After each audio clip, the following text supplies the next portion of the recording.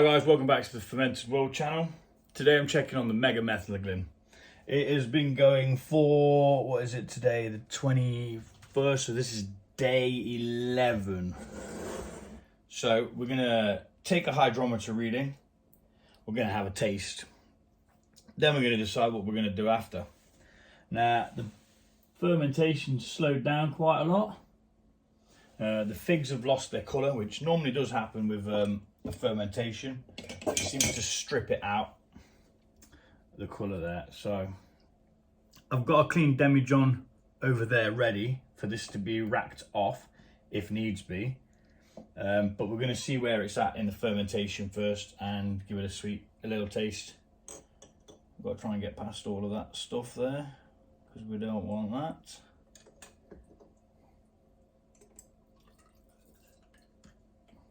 There is still activity in the airlock, but that doesn't necessarily mean that it's still fermenting. That could just be gases escaping.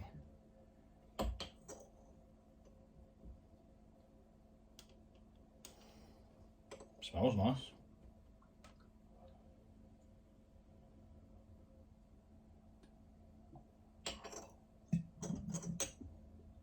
So it's gone quite dry, which is what I expected, really.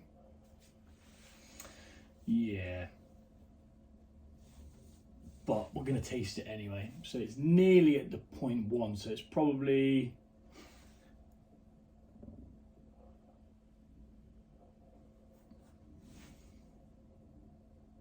point 2-ish.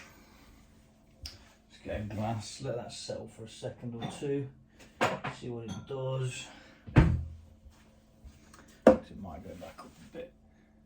No, it's at the 1.002, so yes, very dry. I should have caught it before now, but I've just been busy, and to be fair, it doesn't really matter. So taste. Quite a complex smell. Not quite sure what I'm picking up there. I think it's the star anise. And maybe cardamom.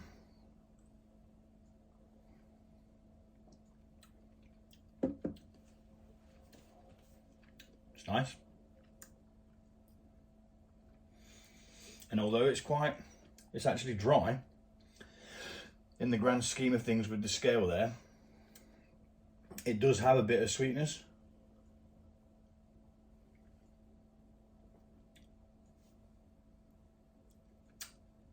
Lots of bits in there as well. Very herbaceous, spicy almost. Not spicy as in like heat, but the flavour of the spices is definitely in there. I'd class that as a win. And I'd probably leave it at that. Don't think there's anything needed to be done with that apart from stop the fermentation so it can't ferment anymore. Rack it into a clean demijohn and leave it to clean out.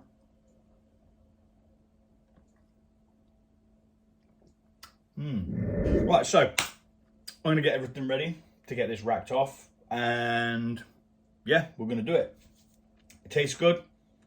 We'll find out what the ABV of it is. We're going to add some stoppers, which is potassium sorbate and sodium metabisulphate, also known as campden tablets, and fermentation stoppers. Just trying to be posh and tell you the chemical names. Right, so that's what we're going to do. Back momentarily.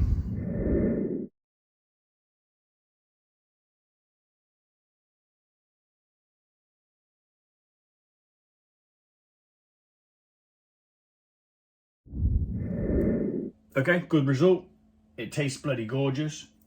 It's very complex. There's so many things going on. If I was to do it again, would I change it? Probably not. Would I try a different way with some things missing? Yes, probably. You know, to see what it was, because you can't pick all the flavors out because there's so many of them. Anyway, we've done a hydrometer test. I've calculated the ABV. This one sits at 15.5.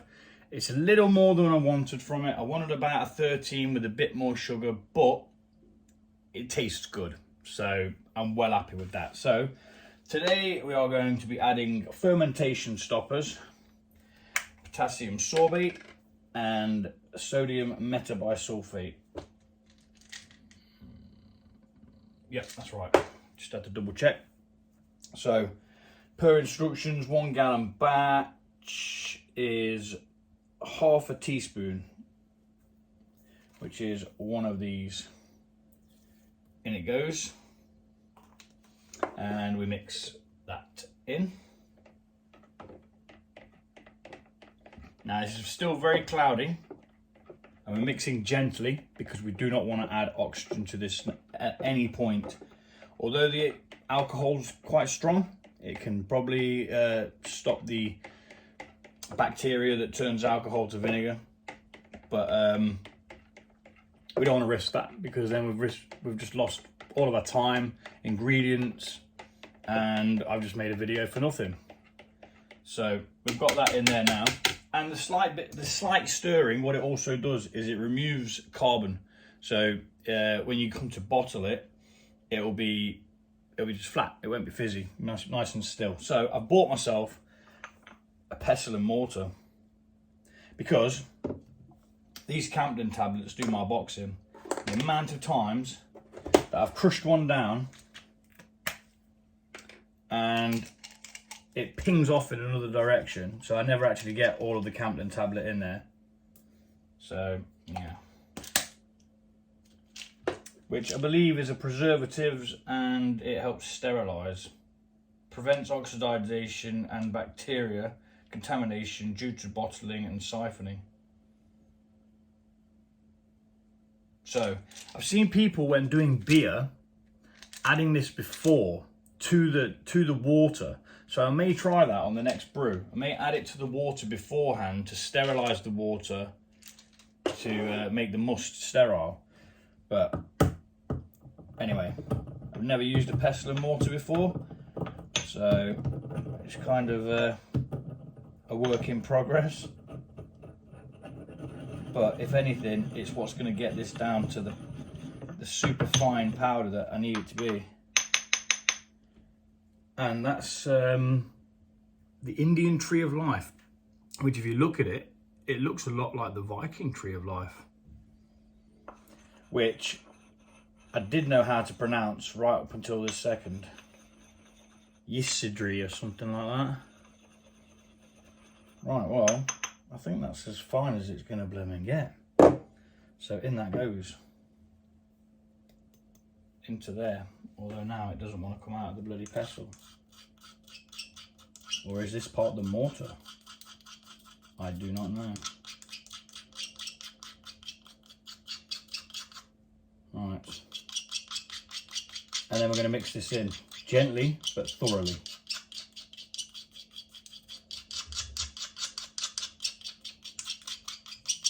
Right. That was a very annoying sound. Gently but thoroughly. So we're going all the way to the bottom. And if you don't know from previous videos, if this is the first video you're watching, what's going to happen now is the potassium sorbet is going to create a little bubble around all of the yeast particles, and it's going to stop them from taking on any more sugars to convert into alcohol. It doesn't actually kill the yeast, it just inhibits it from carrying on with its task.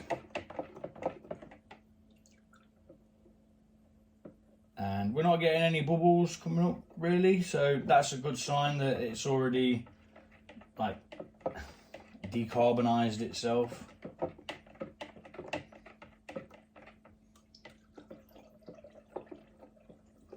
But we do it nice and thorough anyway, just to make sure. Got a clean damage on here.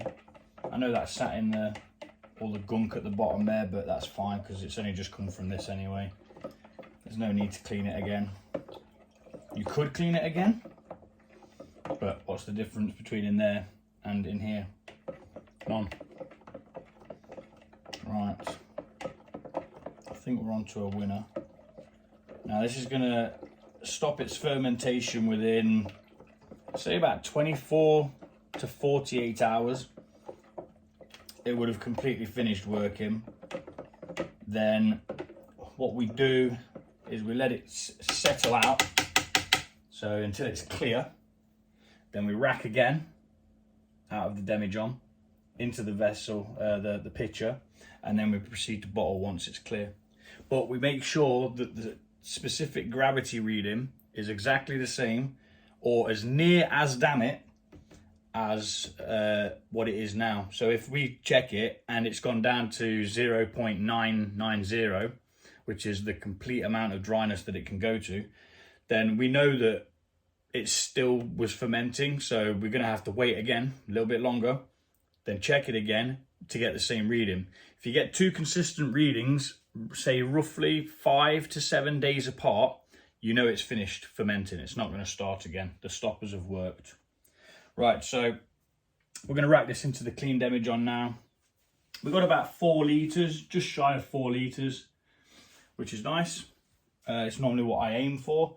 And you do always lose a bit when you've got fruit, because the fruits absorb it. You've always got a bit at the bottom with the silver. Ooh, Nelly! We didn't lose a great deal though. Apart from I nearly just lost my turkey baster and my glass. Right, so we're going to speed this bit up.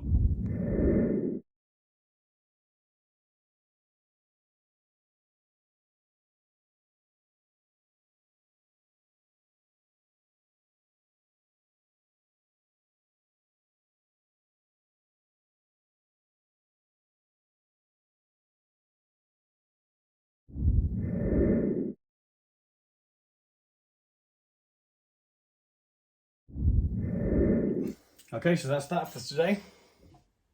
Fresh demijohn, fresh airlock. We're going to steal the laggy band off that just in case any air bubbles do come out, because the fermentation doesn't stop instantly.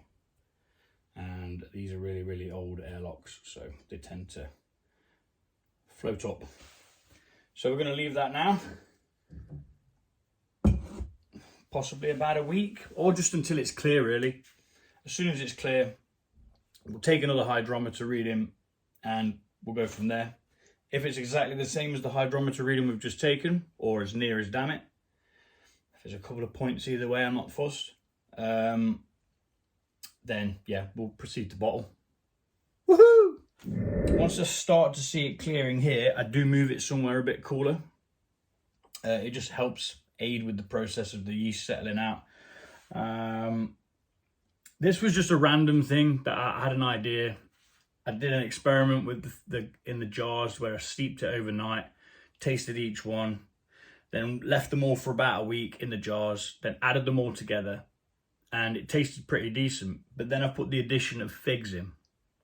So I calculated how much I was going to need roughly, and it said for the volume, it would be about 18 times the amount of each thing that I put into the jar. So I only had 11 bay leaves. So what I did is I did 11 of the things that were small. So kind of doubled up on the things that were not very flavoursome and didn't stand out much. And then backed off everything that was really, really punchy, like the cloves, the cardamom pods and the star anise. And there you go. Yeah, a little experiment. Who says that you need to follow other people's ideas and recipes? Make your own recipe. Why not? Created something really, really nice. It might even taste the same if you added a couple of things that weren't in there, you know? But who knows? It's been created and it's the Metheglin. Happy days. Thanks for watching. Take it easy.